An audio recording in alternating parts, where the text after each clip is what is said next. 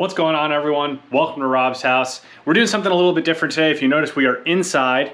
We're actually in my studio room where I do music production and all my video editing and all that stuff. It is an absolute disaster, so I'm not going to turn the camera that way because I have boxes everywhere.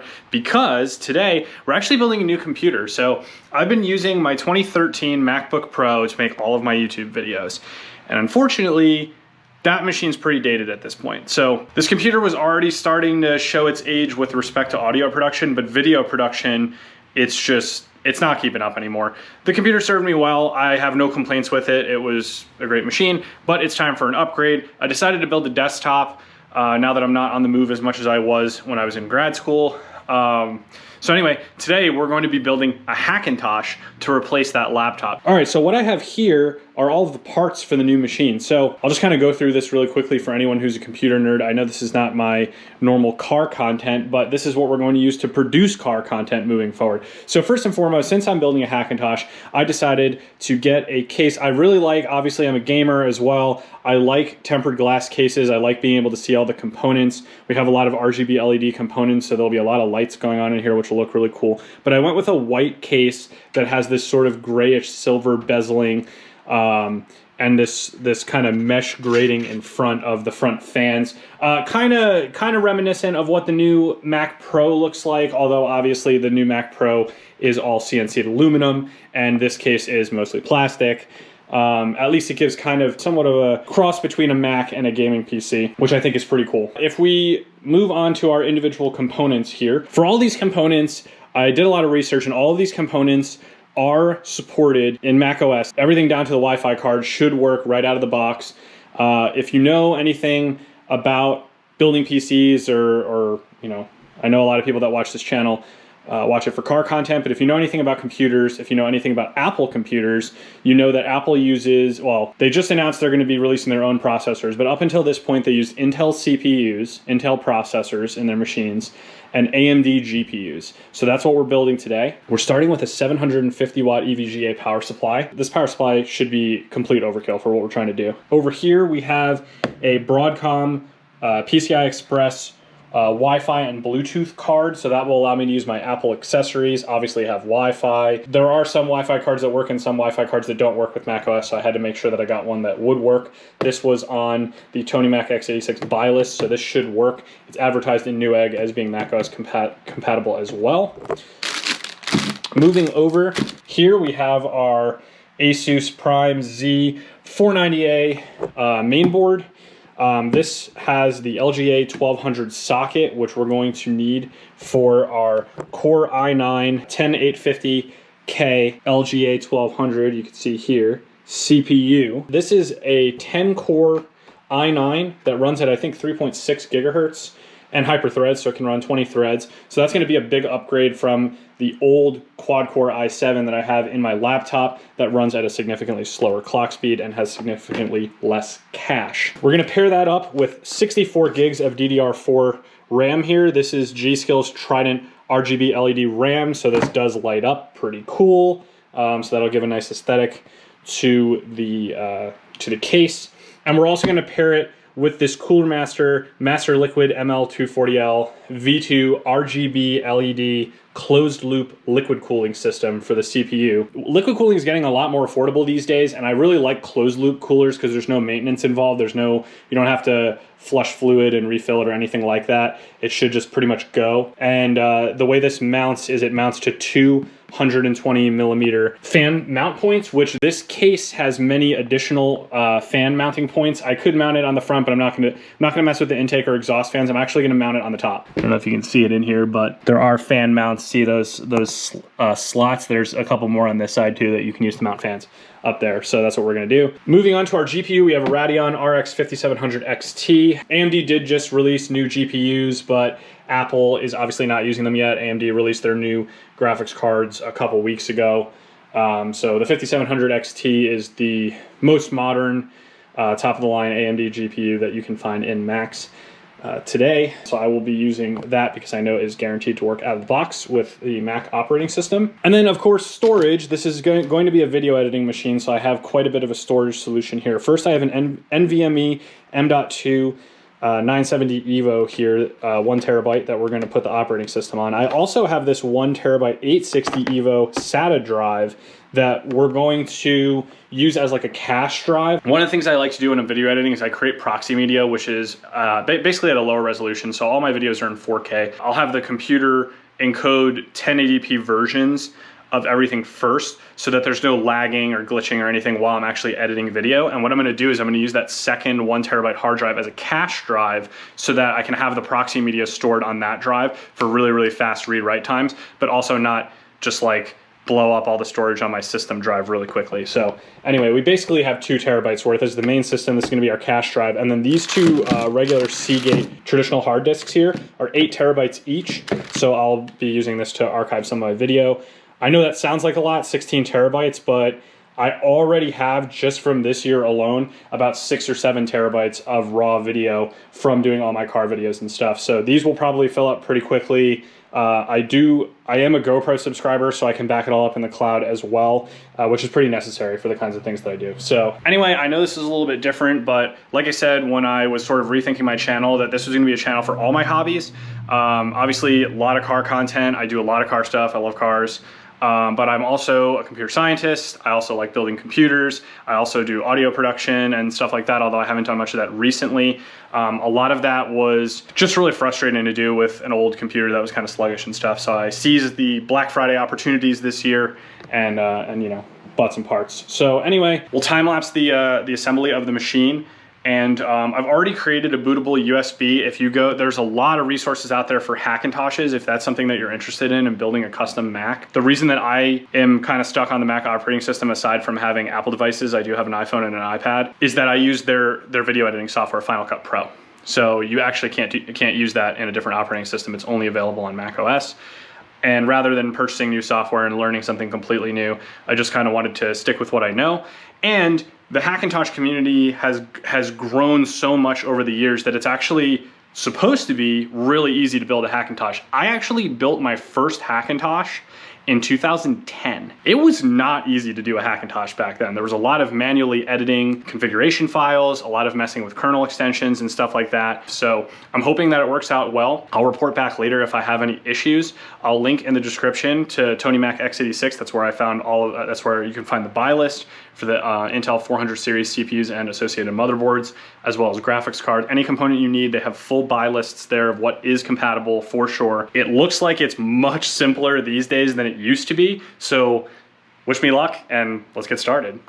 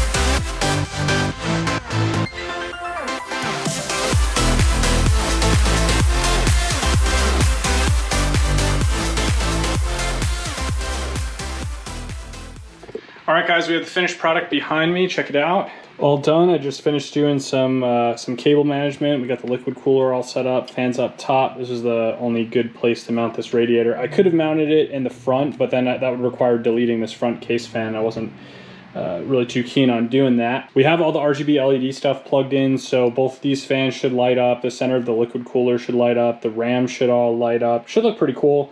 Obviously the GPU will light up. I don't know what PowerColor was thinking with this particular shroud. It doesn't actually cover the entire board, and as a result, when I was trying to screw this screw in, I kept losing it down there. I don't know if you saw in the time lapse, I pulled it in and out a few times.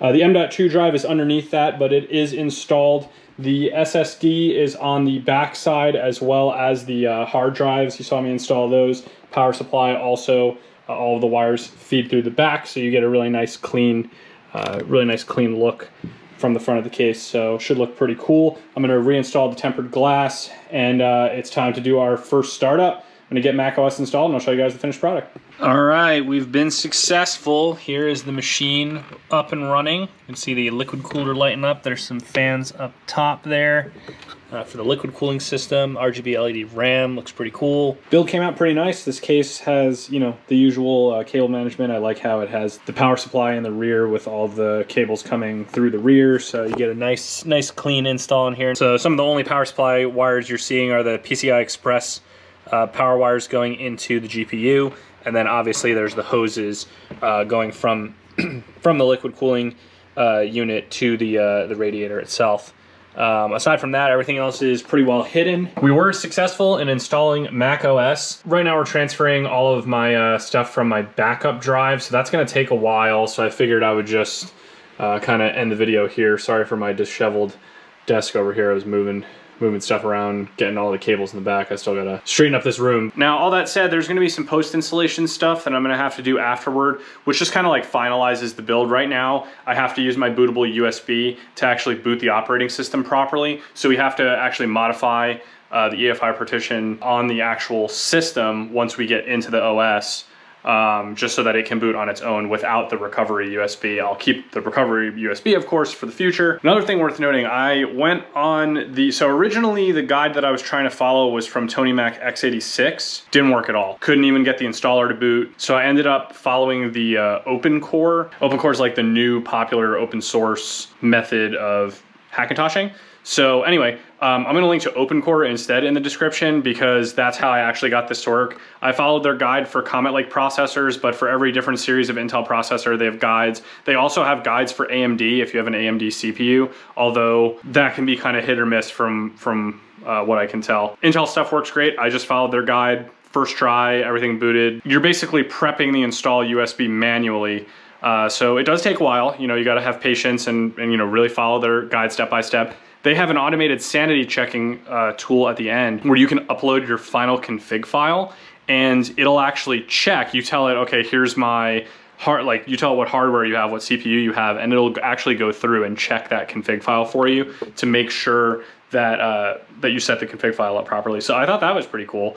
So I did that before I even tried to boot it from my new machine, and everything checked out. So anyway, like I said, I was able to boot into the installer, no problem, formatted my drive, installed the OS, no problems there. We're doing a time machine recovery right now, and then I'll just log into the system and do post-install stuff. And I gotta organize this room because I have just crap all over the place, a bunch of garbage and everything. I'm gonna get rid of all that and straighten up the room while this time machine backup recovers. So anyway, thank you to all the people who normally watch my car content. If you got this far in the video, that's awesome. I appreciate your support. For anyone else who saw this, who's just like tech nerd like me, if you found this video because you want to build a Hackintosh, I'm just gonna link to the OpenCore documentation below. I really didn't do anything beyond what their installation procedure recommends. Like I said, I bought all supported hardware down to my Wi-Fi card. Before I got to the time machine recovery step, it brings you to the Wi-Fi setup first, and my wireless network popped right up and everything. That Wi-Fi card also has a Bluetooth module in it that's supposed to be natively supported in macOS as well.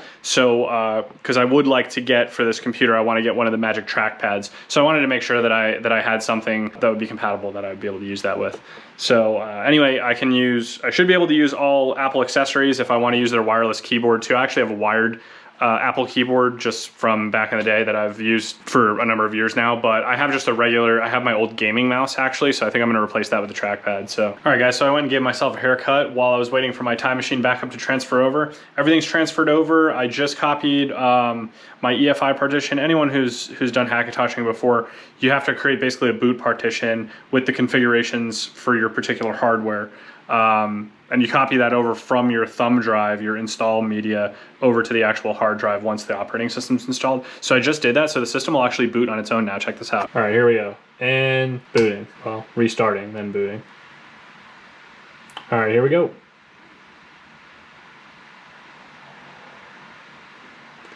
So I have to switch it out of verbose mode right now. So instead of seeing the Apple logo, you're gonna see a bunch of printout.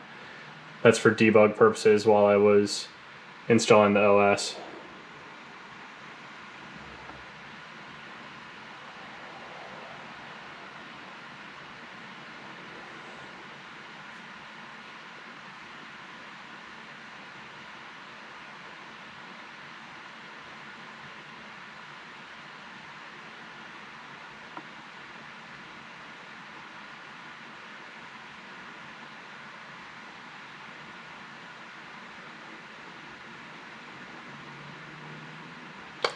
There it is.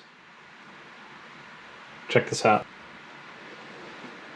There's all the specs. We got the 10-core i9, 64 gigs of RAM, the Radeon RX 5700 XT. Everything's recognized. All of my storage drives that I have in the computer are recognized, so that's cool. We got the main NVMe drive here, then we got the cache drive, and then the two big 8 terabyte drives. Overall, it turned out pretty good. I'm happy with the install. I'm just gonna go ahead and kind of polish up the remainder of the things. Some of the things, like to get USB 3.0 speed on some of your USB ports, you have to do some USB port mapping, little stuff like that. Turn off the verbose mode so that I just see the Apple logo when it boots. And yeah, anyway, I hope this video was entertaining. Fun fact, this video that you're seeing right now was edited on this machine. So really happy with how this turned out. And as usual, I hope this video was entertaining, and I'll see you guys next time.